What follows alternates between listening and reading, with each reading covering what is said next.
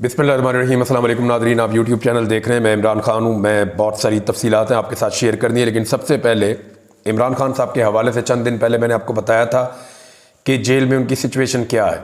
मैंने आपको बताया था कि मल्टीपल इशूज़ हैं खान साहब को और उनके ऊपर बहुत सारी पाबंदियाँ लगी हैं जेल में। अभी जो लेटेस्ट इन्फॉर्मेशन है, पिछले 1-2 दिनों में जो कुछ हुआ, मैंने दोबारा इन्फॉर्मेशन निकाली है, जेल से निकाली है, मैं आपके साथ शेयर करता हूँ। इमरान खान साहब को शेव का सामान दिया गया है। शेविंग का सामान उनके पास नहीं था। उनके जो दाढ़ी के बाल हैं वो बढ़ रहे थे, तो उनको शेव का सामान दिया गया है। यानी एक पाबंदी ये ख़त्म हुई।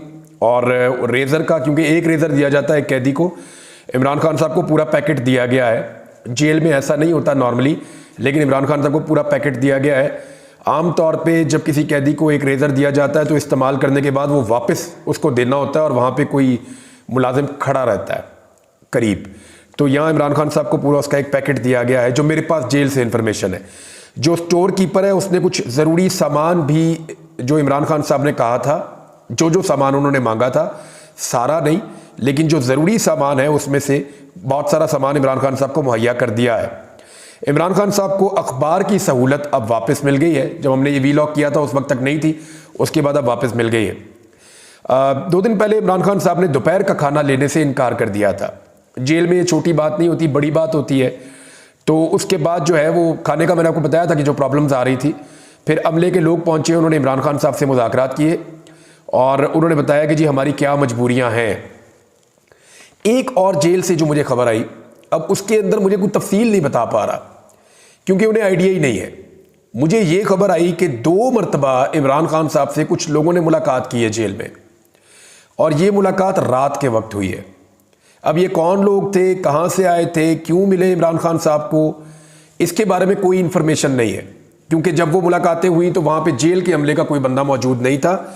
हाँ, ये ज़रूर है कि जो आए वो प्रोटोकॉल के साथ आए, और 2 लोगों ने इमरान खान साहब से अलग अलग जेल में मुलाकात की है, और उसके बावजूद इमरान खान साहब पे सख्ती रही, और फिर अब हालात जो हैं वो बेहतरी की तरफ जा रहे हैं। ये जब इमरान खान साहब ने खाना नहीं खाया दोपहर का, जब पूरी दुनिया के अंदर शोर मच गया, जब आलमी सतह के ऊपर आवाज़ उठी, तो ये छोटी छोटी चीज़ों की इंफॉर्मेशन मेरे पास आई थी, ये मैंने आपके साथ शेयर की है। लेकिन इसके बावजूद इमरान खान साहब को पहले जैसा जेल के अंदर जो माहौल है वो तो नहीं है। ये नहीं, इमरान खान साहब जिस तरह पहले वॉक करते थे या उनकी मुलाकातें होती थी, वकला से मिलते थे, सहाफ़ियों से उनकी बातचीत हो जाती थी, ये सारी चीज़ें रोकी गई हैं। फजलुर रहमान साहब नवाज शरीफ साहब के घर गए थे मिलने के लिए। नवाज शरीफ साहब ने जाती उम्र में सारों को इकट्ठा किया, और ये ऐसा लगता है कि हुकूमत की जानिब से आखिरी पैंतरा था कि फजलुर रहमान साहब को काबू कर लिया जाए। फजलुर रहमान साहब भी थे, बिलावल भी थे, बाकी पॉलिटिकल पार्टीज भी थी। तो मियाँ साहब ने हुकूमत का सारे इत्तेहादी बुलाए हुए थे, साथ फजलुर रहमान साहब को बुलाया हुआ था कि अगर हम सब इकट्ठे हो जाएं तो आईनी तरमीम हम कर सकते हैं। तो नवाज शरीफ साहब ने आखिरी कोशिश की है। नवाज शरीफ साहब ने क्या किया पहले वो बताता हूँ, फिर बताता हूँ पाकिस्तान में इस आईनी तरमीम के लिए क्या कुछ ऐसा किया जा रहा है जिसे पाकिस्तानी कभी नहीं भूलेंगे। यानी जब एक कौम के साथ जुल्म होता है ना, जुल्म को लोग भूल जाते हैं, डंडे पड़ते हैं, लोग भूल जाते हैं, बाद में हंस के बता रहे होते हैं मुझे भी वहां डंडे पड़ गए थे। लोग गिरफ्तार होते हैं, भूल जाते हैं। लेकिन जब लोगों की इज्जत के ऊपर हमला होता है ना, जब एक लेवल से ज्यादा निजाम गिर जाता है, फिर लोग भूलते नहीं है, फिर उसका रिएक्शन आता है, आता ही रहता है, आता ही चले जाता है, वो खत्म नहीं होता। मैं आपको इसके बारे में भी बताऊंगा कि अभी क्या हो रहा है, लेकिन पहले आप ये ले लें कि मौलाना फजलुर रहमान साहब की जो बातचीत हुई, इस हवाले से मौलाना फजलुर रहमान साहब से रब्ता किया फौरी तौर पे। जैसे ही वो अपनी गाड़ी में आकर बैठे और वो निकले वहाँ से मियाँ साहब के घर से, तो अखुंज़ादा यूसुफ ज़ई साहब का रब्ता हुआ उनसे। उन्होंने जो बातचीत की मौलाना फजलुर रहमान साहब से डायरेक्ट, वो बातचीत भी मैं आपको बता देता हूँ, और जो दीगर सोर्सेज से खबरें मेरे पास आई इस मुलाकात की वो भी मैं आपको बता देता हूँ। पहले तो आप ये देखें कि मौलाना फजलुर रहमान साहब वहाँ पर मीडिया से बात करना चाह रहे थे, जब इसहाक डार साहब और वज़ीर कानून वो उनको वहाँ से लेकर ज़बरदस्ती चले गए। मीडिया आवाज़ें दे रहा था, सवालात कर रहा था, और मौलाना साहब बात करना चाह रहे थे, लेकिन उन्होंने कहा नहीं बस बस चले चले चले। अब मैं आपको ये बताता हूँ कि जब ये मुलाकात हुई तो इसमें दोबारा से मुस्लिम लीग नून ने और पीपल्स पार्टी ने अपने मुसव्वदे पर अमल दरामद करवाने की कोशिश की। बिलावल पहले ही बता चुके थे मियाँ साहब को कि मियाँ साहब ये चीज़ें जो हैं मौलाना फजलुर रहमान साहब नहीं मान रहे, तो आपने मनानी है। जो सबसे हैरत अंगेज चीज़ इस मुलाकात में से निकल कर आई, मैं आपको बताऊंगा तो आपको पता चलेगा कि मियाँ नवाज शरीफ ने अपनी 40-45 साल की सियासत में कुछ नहीं सीखा। मियाँ साहब ने डिक्टेटरशिप का सामना भी किया, फिर भी कुछ नहीं सीखा। मियाँ साहब खुद साख्ता जिला वतनी में 2 दफ़ा चले गए, फिर भी मियाँ साहब ने कुछ नहीं सीखा। मियाँ साहब ने कुछ नहीं सीखा क्योंकि मियाँ साहब मांग क्या रहे थे? आर्टिकल 8। मियाँ साहब का सबसे ज़्यादा फोकस और सबसे ज़्यादा जोर, मैंने आपको कल बताया था कि बिलावल का सबसे ज़्यादा फोकस और सबसे ज़्यादा जोर इस बात पे था कि फौजी अदालतें कायम की जाए, पाकिस्तान तहरीक इंसाफ को उनके अंदर रगड़ के बिल्कुल ग्रैंड कर दिया जाए, तबाह कर दिया जाए। मियाँ नवाज शरीफ साहब का भी सबसे बड़ा फोकस यही था कि कुछ भी करें मौलाना साहब, इस पे आप हमारे साथ खड़े हो जाएं। आईनी अदालतों के हवाले से आपने बहुत बात कर ली है, वहां हम आपकी बात मान लेते हैं। ये जो आर्टिकल 8 है, बुनियादी इंसानी हुकूक वाला मामला जो है पाकिस्तान में, इस पे मियाँ साहब ने कहा कि आप हमारी मदद करें मौलाना साहब। और इस पे मौलाना साहब से मियाँ साहब बार बार क्या मांग रहे थे कि हमें फौजी अदालतों का आप हथियार दे दें ताकि इमरान खान साहब को हम अच्छी तरह स्क्रू कर सकें, इमरान खान साहब को हम हमेशा के लिए अंदर रख सकें। लेकिन नवाज शरीफ को यह नजर आ गया, आसिफ अली जरदारी को भी नजर आ गया कि एक आध मरतबा तो हो सकता है फॉर्म 47 के ऊपर जाली हुकूमत बना दी जाए। और तब काजी फायद ईसा साहब चीफ जस्टिस ऑफ पाकिस्तान थे। अब आइंदा जब काजी फायद ईसा साहब चीफ जस्टिस ऑफ पाकिस्तान नहीं होंगे तो दोबारा इलेक्शन में इतनी बड़ी सहूलतकारी कैसे मिलेगी? क्या कोई यकीन दिला सकता है कि अगले इलेक्शन में बल्ले का निशान नहीं होगा तहरीक इंसाफ के पास? क्या कोई यकीन दिला सकता है कि इसी तरह की फॉर्म 47 की हुकूमत बन जाएगी? तो अब लोगों को मायूस करने का एक ही तरीका रह गया कि आईनी तरमीम करवा के इमरान खान साहब को सारी जिंदगी के लिए जेलों में बंद कर दिया जाए और उन्हें कभी बाहर ना आने दिया जाए। अब ये एक घटिया तरीन सियासत है, जमहूरियत के नाम के ऊपर धब्बा है। इक्तदार की हवस में ये लोग अपनी तमाम इकदार भूल चुके हैं और ये पड़ी हुई है PMLN की भी जमहूरियत। यानी जमहूरियत के चैंपियन और दावेदार जो कहते हैं हमने जमहूरियत के लिए बड़ी लड़ाई लड़ी है, सिचुएशन इनकी ये है कि वो क्या मांग रहे हैं? आर्टिकल 8 में सहूलतकारी मांग रहे हैं और उसके अलावा क्या मांग रहे हैं? उसके अलावा मांग रहे हैं जी फौजी अदालतें आप हमें बनवा दें। तो मौलाना फजल रहमान साहब ने वहां पे भी किया चिट्टा इनकार। फजल रहमान साहब ने कहा जी ये भी मैं नहीं कर रहा। अब फजल रहमान साहब उनको कुछ अपने करीब लेकर आए, उन्होंने कहा जी आईनी अदालत नहीं बनाते, लेकिन आईनी तरमीम के जरिए से आईनी बेंच बनाने की तरफ चले जाते हैं। बेंचेस की तश्कील के अंदर कोई ऐसा तरीकाकार, और इसके लिए तो आईनी तरमीम की जरूरत भी नहीं है। ये तो सुप्रीम कोर्ट ऑफ पाकिस्तान से आप बात करें, प्रैक्टिस एंड प्रोसीजर कमेटी ये चीजें कर सकती है और ये सिंपल कानून साजी के जरिए भी ये चीजें हो सकती हैं।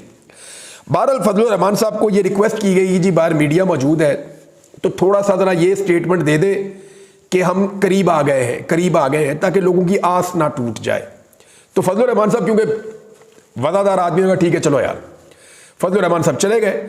वहां पे इन्होंने अपनी बातचीत की, फजल रहमान साहब ने कहा करीब आ गए, लेकिन ये नहीं बता पाए कि किस चीज पे करीब आ गए। और फजल रहमान साहब ने कहा कि जो इनका मुसव्वदा था हमने मुस्तरद किया है। मुसव्वदा वही है जो फजल रहमान साहब का है, और फजल रहमान साहब के मुसव्वदे पे जो चीजें वो इन्हें काबिल कबूल नहीं है। अब फजल रहमान साहब के बगैर आईनी तरमीम नहीं हो रही। जैसे जैसे ये खबरें बाहर निकल रही थी कि जनाब फजल रहमान साहब कुछ नहीं कर पाएंगे, साथ साथ फस्तायत अपने उरूज पे जा रही थी। मैं आपको बताता हूं कि आज के दिन में क्या वाकयात हुए हैं ये गुज़िश्ता रात में। एक तो शाह महमूद कुरैशी साहब वो 1 साल से जेल में है, उनका बेटा भी जेल जा चुका है, पूरी फैमिली को जो है वो अजाब में मुब्तला किया हुआ है। तो शाह महमूद कुरैशी साहब की बहू जो कि जैन कुरैशी MNA उनकी बीवी है, उनको अगवा कर लिया गया उनके घर के बाहर से। और अजीब बात यह कि चंद गज के फासले पे पाकिस्तान के वजीर दाखिला का घर है। ये घर है शाह महमूद कुरैशी साहब का और मोहसिन नकवी का घर है, ये साथ ही चंद गज के फासले पे। और वहां से अगवा किया गया शाह महमूद कुरैशी साहब की बहू को, और जैन कुरैशी की वाइफ है वो। और जब इनके घर से गाड़ी उन गाड़ियों के पीछे गई, 3 गाड़ियों पे अगवा किया, मास्क पहने हुए थे नामालूम अफराद ने, उन्होंने अगवा किया। जब गाड़ी पीछे गई तो 2 वीगो डालों ने गाड़ी का रास्ता रोक दिया और ब्लॉक कर दिया। अब उनकी जो भाभी है वो भी गैर सियासी है, ये बता रही थी जैन कुरैशी की बहन मेहर बानो कुरैशी साहबा कि जी मेरी भाभी भी गैर सियासी, उनके घर वाले भी गैर सियासी, सारे परेशान हैं। उनकी 3 साल की और 5 साल की 2 बच्चियां हैं, वो रात को सो रही हैं, सुबह उठेंगी वो अपनी मां को ढूंढेंगी। तो ये जनाब सिचुएशन उनके साथ हो रही है। तो ये आग सबसे घर में आनी है। ये देखें, ये शुरू हो गया ना मामला। ये जो लोग आज PMLN में और पीपल्स पार्टी में बैठे हुए एंजॉय कर रहे हैं ना, बड़ी बड़ी सीटों के ऊपर बैठे हुए एंजॉय कर रहे हैं, वजारतों के ऊपर बैठे एंजॉय कर रहे हैं, ये सारे इस बात को लिख कर लें और याद रखें, हुकूमतें बदलती रहेंगी, कभी आप हुकूमत में, कभी अपोजिशन में। ये जुल्म आपके दरवाजे पे आना है, ये आग अब लग चुकी है, इसका सेक आपके घर में पहुंचेगा और आपको इसका सामना करना पड़ेगा। एहसन रियाज फतियाना अगवा है, आपको पता है रियाज फतियाना साहब का बेटा, उनकी वाइफ गई, सूबाई असम्बली की मेंबर भी है वो जाती हैं जनाब पंजाब असम्बली में और वहां खड़ी होकर रो पड़ी वो, और रोते हुए उन्होंने बताया मेरे बेटे को अगवा किया, हमने अदालत में केस किया और सुबह मेरे बेटे को छोड़ दिया जिस दिन केस लगना था। 6 घंटे के बाद मेरे बेटे को दोबारा उठा लिया। और दबाव क्या डाला जा रहा है मेरे शौहर के ऊपर जो एमएनए है रियाज फतियाना के, आकर तरमीम के हक में वोट डालो। रोते हुए एक मां ने वहां पे असेंबली के फ्लोर पे खड़े होकर बात की, और वो बेटा भी जो है वो पहले उसी असेंबली का मेंबर था, पंजाब असेंबली का। कोई इंसाफ नहीं है, कोई सुनने वाला नहीं है, कोई दादरसी करने वाला नहीं है। चौथी खबर, ये एक और भी आप ले लें, ये फयाज छजड़ा साहब, इनके बारे में बता रहे हैं, ये एमएनए है जी, इनके बारे में बताया जनाब हामिद रजा कादमी साहब ने। उन्होंने कहा जी इनके 12 साल बेटे को उठाकर ले गए, बेटे के सीने का जो मांस है उसे और नाखूनों को प्लास से पकड़ रहे थे, और ये सारा जुल्म बच्चे की मां को दिखाया जा रहा था सिर्फ इसलिए कि वोट चाहिए आईनी तरमीम के लिए। फिर उन्होंने ये कहा कि हमारे पास कॉल रिकॉर्ड्स मौजूद हैं कि एमएनए को कॉल करके 75 करोड़ 80 करोड़ की ऑफर्स की जा रही हैं। एक एमएनए को 1 अरब 5 करोड़ तक की भी ऑफर की गई है। शफकत ऐवान साहब के पास सारी गुफ्तगू रिकॉर्डेड भी मौजूद है एक एमएनए के पास, ये भी उन्होंने बताया जनाब। अब इसके अलावा आप ये देखें कि अख्तर मेंगल साहब क्या बता रहे हैं। अख्तर मेंगल साहब बता रहे हैं कि मेरे लॉजिक के ऊपर रेड हुई है, और उसके अलावा जी मेरी जो सेनेटर है नसीमा एहसान, 2 सेनेटर है ना अख्तर मेंगल साहब के पास बलूचिस्तान से, उन्होंने कहा जी सेनेटर नसीमा एहसान को अपार्टमेंट में, उनके अपार्टमेंट के अंदर मैसूर कर दिया गया है और उनका बेटा अगवा कर दिया गया है। यानी एक और सेनेटर उनको मैसूर कर लिया और उनका बेटा अगवा कर दिया। एक और सेनेटर है इन्हीं की जमात के सेनेटर कासिम, इनके बारे में अख्तर मेंगल साहब बता रहे हैं कि उनके 8 बजे अस्पताल में डायलिसिस थे, ये गुर्दों के डायलिसिस जो होते हैं, इसके बगैर आपको पता है मरीज के लिए बड़ा इशू हो जाता है। उनके डायलिसिस थे 8 बजे इस्लामाबाद के एक अस्पताल में। वो कह रहे हैं उस वक्त से लेकर अब तक वो अपने बेटे समेत गायब हो गए हैं। ये किस तरह की जमहूरियत है? ये जनाब सवाल जो है पूछा है। अब मेरे दिमाग में भी एक सवाल आ रहा है सादा सा, क्या नवाज शरीफ और आसिफ अली जरदारी की सियासत यहां पहुंच गई है कि माओं को मजबूर किया जाएगा, माओं को, बहनों को, बेटियों को, बीवियों को उठाया जाएगा, अगवा किया जाएगा? आपको पता है हमारा दीन जो है इस्लाम इतना खूबसूरत मज़हब है, हमारे दीन में ये बात बताई गई है और इसकी ताकीद की गई है। हमारे आका नबी अकरम सल्लल्लाहु अलैहि वसल्लम ने फरमाया था कि दुश्मन के साथ जंग भी हो ना तो औरतों और बच्चों के ऊपर अटैक नहीं करना। यानी दुश्मन जो मुसलमान नहीं, गैर मुस्लिम दुश्मन के ऊपर भी आपने अटैक करना है तो आपने औरतों और बच्चों को नुकसान नहीं पहुंचाना। नबी अकरम सल्लल्लाहु अलैहि वसल्लम को जब पता चला कि एक लड़ाई के दौरान जब दुश्मन के कुछ बच्चे भी नरगे में आकर मारे गए तो आपने बड़ा इसका अफसोस किया और बार बार किया, बड़ी मुलामत हुई इसकी। तो मामला यह है कि आज सिर्फ एक आईनी तरमीम के लिए अपने ही मुल्क के अरकान असम्बली की बीवी महफूज नहीं है, बेटी महफूज नहीं है, माएँ महफूज नहीं है, बच्चियाँ महफूज नहीं है। ये क्या चल रहा है? ये कितना जुल्म है, इसका आप अंदाजा कर लें कि क्या काजी फायद ईसा साहब जो इस वक्त पाकिस्तान के चीफ जस्टिस ऑफ पाकिस्तान है, चंद दिन के लिए रह गए हैं, क्या जाते जाते उन्हें नजर नहीं आ रहा? वो रोजाना कहते हैं कि असेंबली जो है, या वो इस ऐवान को ये कहते हैं बार बार कि ये मुकद्दस ऐवान है, वो पार्लियामेंट को सुप्रीम कहते हैं बार बार। तो पार्लियामेंट के मेंबर्स की माएँ बहनें उठाई जा रही हैं, बेटियां उठाई जा रही हैं, बहुएं उठाई जा रही हैं। काजी फायद ईसा साहब आप किधर हैं? यानी जिस ऐवान को आप मुकद्दस कहते हैं, ये आग रुकेगी नहीं, ये सबके घरों तक आएगी। जजेस इंसाफ नहीं देंगे तो उन्हें भी एक दिन इसका सामना करना पड़ेगा। मैं आपको लिख कर दे रहा हूं, मैं बार बार कहता था कि जुल्म चंद सहाफियों पे हो रहा है, बाकियों पे भी होगा, और फिर मेरे देखते ही देखते बाकी सहाफी भी इसके नरगे में आए। अब पाकिस्तान तहरीक इंसाफ के ऊपर बहुत ज्यादा दबाव है। दबाव इस बात का है कारकुनों की जानिब से कि एहतजाज की कॉल दी जाए और एक फाइनल और बड़ा एहतजाज किया जाए, स्पेशली इमरान खान साहब के मामला को लेकर। और तहरीक इंसाफ के कारकुन ये कह रहे हैं, खुलकर कह रहे हैं कि अगर ये काली तरमीम हो गई तो फिर इमरान खान साहब कभी भी बाहर नहीं आएंगे। लिहाजा जो करना है वो अभी किया जाए, वरना ये वक्त पाकिस्तान तहरीक इंसाफ की क़यादत ज़ाया कर देगी। और बहुत सारे लोग जो है वो इस बात को मानते भी हैं कि ये हो सकता है। एजाज सैयद साहब ने एक खबर दी, एक और चीज़ भी ऐड कर लें। उन्होंने कहा जी ख्वाजा शहराज साहब जो MNA है PTI के, उनके घर पे रेड की तो उनकी छोटी बच्ची है, उसने एक ना पेट पाला हुआ है कुत्ता, तो वो जो लोग रेड करने हैं वो कुत्ता उठा के ले गए। वो बच्ची बेचारी अपने कुत्ते के लिए रो रही है, वो बेचारी वो उदास है कि मेरा कुत्ता उठा के ले गए, ताकि घर वालों पे प्रेशर बने। दोबारा रेड करने आए, मुलाजमों के मोबाइल उठा कर ले गए।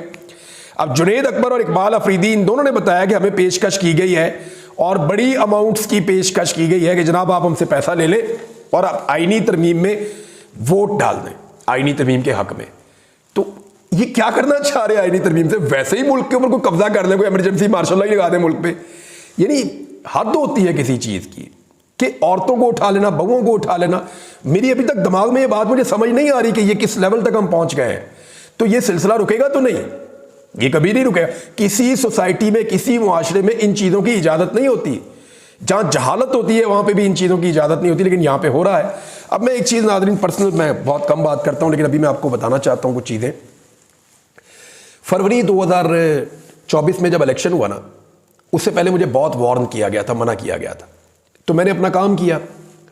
जब मैं फॉर्म 45, फॉर्म 47 सिंप्लीफाई करके पाकिस्तान के लोगों को बता रहा था और उन दिनों में इन्होंने हुकूमत बनानी थी जाली, तो मुझे अचानक एक दिन मैं सोकर उठता हूं, मुझे पता चलता है जी मैंने कादी फायजीसा की जान को खतरे में डाल दिया है मुबारक सानी वाले केस को इस्तेमाल करके। हालांकि मेरे फरिश्तों को भी नहीं पता। मुझे उस केस के अंदर जनाब उठा लिया जाता है और फिर मुकदमे कोई और बना लिए जाते हैं। पहले अगवा किया जाता है, उस केस का हवाला दिया जाता है, बार बार उसकी बात की जाती है। जो लोग मुझे उठाकर लेके जाते हैं वो भी इसके बारे में बात करते हैं। डीजी एंटी करप्शन ने खुद मुझे कहा, मैंने कहा यार मुझे निकाल के तो दे कोई चीज, मैंने क्या किया है? कुछ नहीं था उसके बाद। फिर मेरे पे एक मुकदमा बनाया, फिर दूसरा बनाया, और फिर मैं 3 हफ्ते के बाद बाहर आया जब तसल्ली से इन्होंने अपनी फॉर्म 47 की हुकूमत बना ली थी। अभी दोबारा मैं देख रहा हूं कि गुज़िश्ता 24 घंटों से वही सारे अकाउंट रीएक्टिव हुए हैं PMLN के मीडिया सेल के, और वो दोबारा से मेरे खिलाफ एक प्रोपेगेंडा कर रहे हैं कि ये जो बच्चों ने एहतजाज किया है इनको मैं लेकर आया हूं एहतजाज करने के लिए, मैंने उकसाया। मैं बहुत क्लियरली आपको कह दूं, मैंने बड़ी जिम्मेदारी के साथ इस वाकये को रिपोर्ट किया है, एक एक एंगल को कोट करके रिपोर्ट किया है कि ये बात उसने की और ये बात उसने की, और मैंने जो तशद्दुद हुआ उसकी भरपूर मजम्मत भी की है। और साथ मैंने ये भी कहा है कि इसके ऊपर एक आज़ादाना कमीशन बनाया जाए ताकि दूध का दूध और पानी का पानी हो। ये तजवीज़ भी मैंने दी है। लेकिन एक मरतबा फिर ये खेल खेल रहे हैं। मुझे ऐसा लगता है कि मुझे दोबारा उठाने की, गिरफ्तार करने की इन्होंने तैयारी की है। और जो वजह मुझे समझ आती है वो ये है कि ये मकरूह किस्म की एक आईनी तरमीम आ रही है, तो इन्हें ये लगता है कि दबाव बहुत ज़्यादा ना हुकूमत के ऊपर, बहुत शदीद दबाव है हुकूमत के ऊपर इस आईनी तरमीम के लिए। तो अब वो ये सोच रहे हैं कि कम से कम मेरी आवाज़ को दोबारा बंद कर दिया जाए। तो ये है जनाब सिचुएशन। मेरी जिम्मेदारी है मैं आपको बता दूं, हालांकि इस मामले में मैंने इंतहाई मोहतात अंदाज में ना सिर्फ रिपोर्टिंग की है बल्कि एक्सपोज किया जुल्म करने वालों को। मैंने बताया कि ये जालिम है, ये जुल्म कर रहे हैं, बच्चों को लहूलुहान करने की इजाज़त हम किसी को नहीं देंगे। तो नाज़रीन अब तक के लिए इतना ही। अपना ख्याल रखिएगा, अपने चैनल का भी। अल्लाह हाफ़िज़।